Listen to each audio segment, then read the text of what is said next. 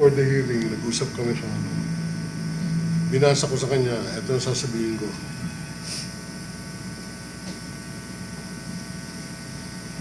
So I read yung script, yung manifestation ko. Alam mo, smile. Nag-smile siya. Yan okay lang sa'yo. Oh, okay na. Wala mo. Sabi ko nga sa kanya, pasensya ka na sa English ko minsan. Hindi, okay lang yan. Attorney Yvette? Yes, I guess I'm sorry I cannot help but be emotional, kasi outside of the context of law is the human side of all of what's happening right now.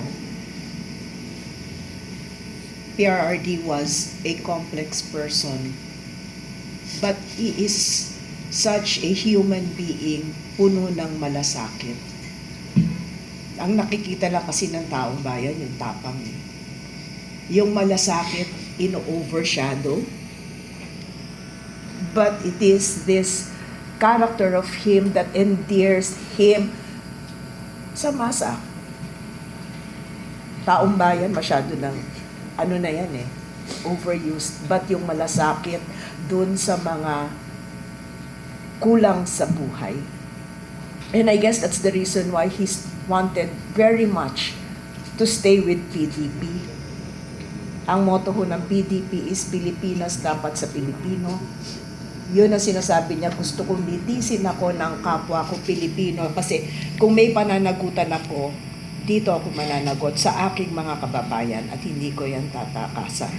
Subalit, nung sinabi niya na ginampanan niya yung kanyang trabaho bilang Pangulo, hindi ho natin makakaila na nandun pa rin yung malambot na puso niya para sa ating mga kababayan.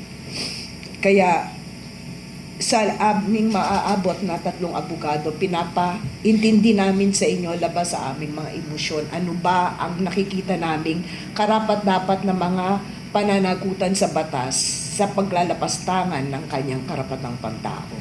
Naway itong episode ng kapihan mamulat sa inyong mga mata na sa labanan ito, sa labas ng emosyon, kailangan po talaga manaig ang batas. Kasi kung hindi magkakaroon na tayo ng anarkiya. And I think this is what the President wants us to do. Intindihin ang batas kahit kailangan niyang magsakripisyo na malayo sa kanyang pamilya, malayo sa kanyang mga kababayan, malayo sa kanyang bansa. If this is the ultimate sacrifice para mamulat ang ating mata, I guess wala na tayong ibang mahihiling sa isang kapwa Pilipino kung hindi pasalamatan siya sa kanyang ginagawa matapos ang isang taon na nagdaan. At patuloy niyang gagawin para lang mulat tayo sa ating mga karapatan.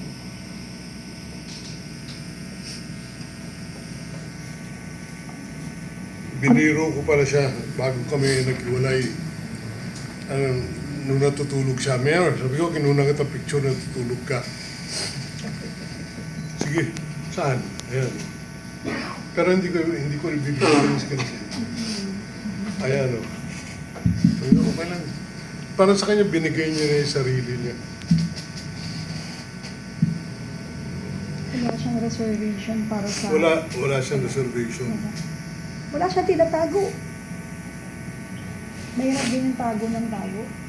Ngayon na nagtatago ng totoong pangyayari, yung mga nangidnap sa kanya. Kasi hindi mo pwedeng hamunin si PRRD dahil bukas talaga na aklat ang buhay niya sa lahat ng mga Pilipino. Kaya, eto nga may nakita akong litrato. Today, we are celebrating 1 taon na po siya sa dahig. 1 taon na po yung pangingidnap sa kanya. Siguro naman po, updated po kayong lahat. Alam niyo po ba na 1 taon na ngayon? Yes. Tapos, eto po, may nakita ako. Pinakita ko kay ate. Pakita ba natin? Ha? Eto po. Siguro po nakita rin po ninyo to dati. Kanina pinakita ni Secretary Medjaldea natutulog siya. Pero hindi niya pinost. Pero ang sabi ni PRRD, sige, okay lang.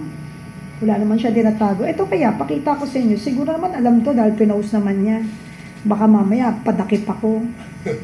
Ito po. Way back 2016, June 11.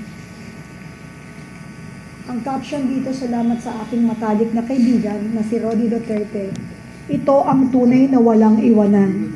Kaya pag may nagsabi sa inyo ng ganito, huwag kayong maniwala, ah. Sino ba yun? Ito pa. Huwag kayong maniniwala pag may nagsabi sa inyong walang iwanan. At ikaw ang matalik na kaibigan. Because actions speak louder than words. Nakakatakot yung mga nagsasalita ng ganyan. Baka bukas makalawa, hindi ka na magising pagkatabi mo yan. So yun lang. Kasi yung pangingidnap ay ginagawa lang po yan ng may killer mind. So doon pa lang, kasama po sa plano nila na patayin si Presidente. Bakit?